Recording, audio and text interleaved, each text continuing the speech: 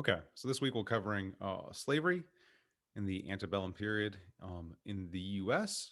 The way I've constructed the lecture is we'll kind of just give the broad history and context, just so everyone's on the same page. I mean, what people have learned about slavery is going to differ a lot by, kind of the state that they went to high school in, and then, obviously, if you're from a different country. So I'm just gonna give kind of broadly the history and context to get people on the same page. So maybe a bit of a review. And then one of the big contributions that economic historians have made to the literature on slavery is by gathering lots of data. And so we're going to look at what that data looks like and what it could tell us about what the characteristics of American slavery. Timeline. We'll talk a little bit about the connection between slavery and the overall economy, and then we'll also discuss post Civil War. What did some of the institutions look like? All right, so the institution of slavery goes back to the beginning of the written word. So the Code of Hammurabi is like first written document that exists, and you find slavery there. And so this is a very old, I mean, terrible institution, but very old. Exists across many different societies. Even in, it's not even just a feature of agricultural societies. You find it in some hunter gatherer society as well. Now, of course, with an institution this old and this exists all over the globe, it's going to differ greatly between places and over time. You see more like servant relationships in some places. You see in some places slaves are used for human sacrifice. You have the different characteristics, chattel versus bonded, and of course, so this will vary society by society and even vary within a society. So in the U.S. context, we're talking predominantly about the type of slavery that became prevalent in the southern U.S., and that was facilitated by this Atlantic slave trade, taking slaves from Africa and then moving them to the U.S. The U.S., in terms of how it was distinctive, was chattel slavery, meaning the slaves were considered property, and it developed a severe racial component, as essentially, many of the founders thought that slavery would kind of die out. Instead, with the invention of the cotton gin, it really entrenched itself in the U.S. South, and the Southern slave owners had to come up with a justification for this institution that had persisted. And their justification was a racial justification. So it really gains, this much more racial ideology in the early 1800s as the Southern states try to justify it. Okay, the slave trade. So this is how the slaves got to the U.S. So this slave trade had existed out of Africa for actually hundreds of years prior to the Atlantic slave trade. And so millions of slaves were actually taken from Africa to Muslim countries previously. Now, these are usually prisoners of wars or captives from different ethnic groups that are sold into slavery. In 1494, the Portuguese come and essentially establish the beginnings of the Atlantic slave trade with those Western African kingdoms. Now, what would follow was much larger than what had existed prior. So, in terms of the number of slaves taken, the Atlantic slave trade was much larger.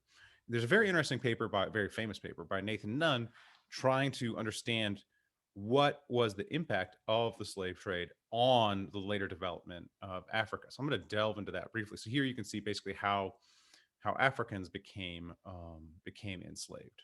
Okay, so most of it is through war or through kidnappings. Okay, and then they're sold at the coastal at the ports to the Portuguese traders, or initially Portuguese traders, and then other types of traders.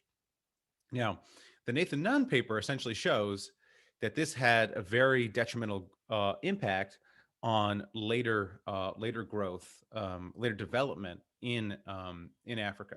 So he essentially is able to break down by using shipping records.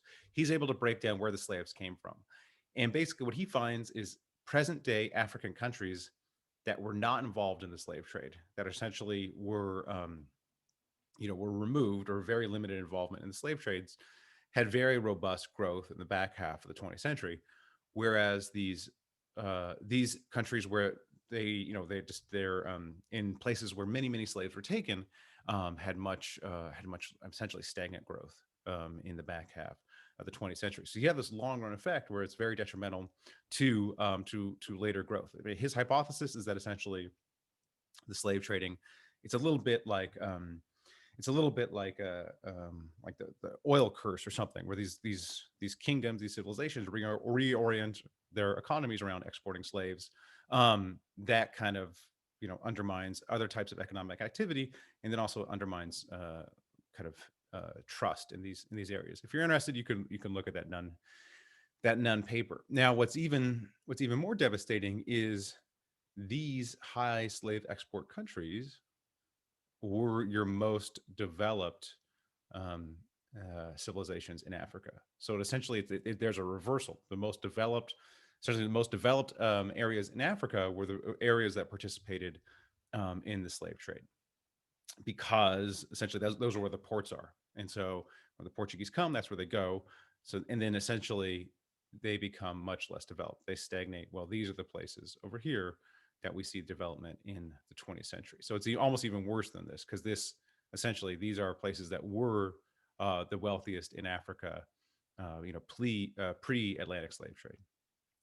Okay, so magnitude of the trade, we have 4 million through these areas, and then 11 to 20 through the Atlantic slave trade. I believe Nathan Nunn basically says, I have to look at the paper again, but I would believe basically Africa's population would be twice as large if there wasn't the slave trade. Okay, and so you can see where the slaves are taken from. So you see much different, there's differences within Africa in terms of the extent of areas affected by the slave trade. So it's much this eastern coast here, or sorry, western coast, that is affected, and less so the south. Okay, and so slavery, in order to be productive, requires economies of scale. So you see this in sugar plantations, which we've covered.